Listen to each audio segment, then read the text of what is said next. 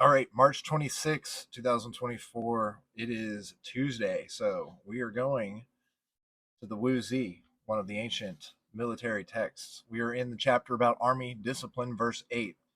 Marcus Wu asks, what sort of method should be used to tame and train cavalry horses? And then Wu Qi replied, horses require safe shelter, sufficient water and fodder, and a controlled diet. Provide them with heat in winter and a cool, shady shelter in summer. Shave their manes regularly and take care to make sure to protect their hooves. Accustom horses to all sorts of sights and sounds so they do not panic in new situations. Train your horses to gallop and make sure they know how to stop. The horses should become comfortable with humans before they can be put to use. Make absolutely sure all the cavalry equipment, such as saddles, reins, bits, and bridles, is in good order. Horses are normally injured either at the start or at the end of their training. They can suffer from both hunger and an excess of food. At the end of the day, when there is still a long journey to complete, riders should dismount for a time to give the horses a rest. It is better to have tired men than exhausted horses. It is important to make sure that the horses have some energy left to prevent being overwhelmed by an enemy attack. A ruler who understands these principles can sweep across the land unmatched. So, the principles of it is better to have tired men than exhausted horses. And so that means the utility of the horses is more important than having fresh and ready men because the horses are being well kept, and this can be either a metaphor for your tools, your equipment, your software, anything that allows you to advance and press forward in life. And so, what he is saying is you need to keep that in good order, right? Just like humans require safe shelter, sufficient water and fodder, a controlled diet, heat in the winter, shade in the summer, and we got to protect our hooves, right? Okay, so like train the horses, train with your people, train with your equipment so that you know how to best take care of it.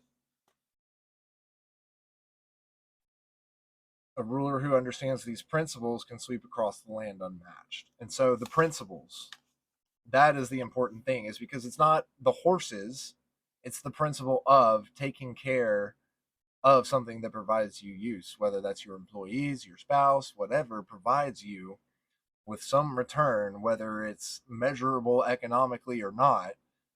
There needs to be some level of care given. So let's go over to the Daily Stoic by Ryan Holiday and Stephen Hanselman. And we're going to go to March 26th.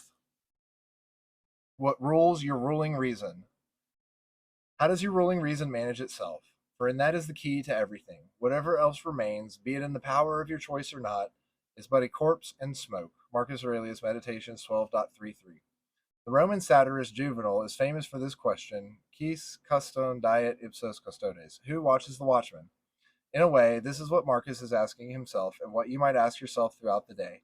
What influences the ruling reason that guides your life?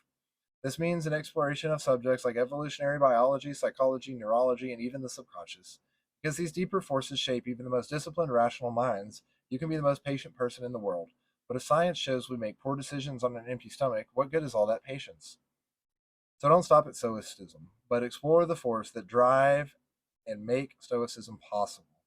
Learn what underpins the philosophy you're studying, how the body and mind tick. Understand not only your ruling reason, the watchman, but whoever and whatever rules that too.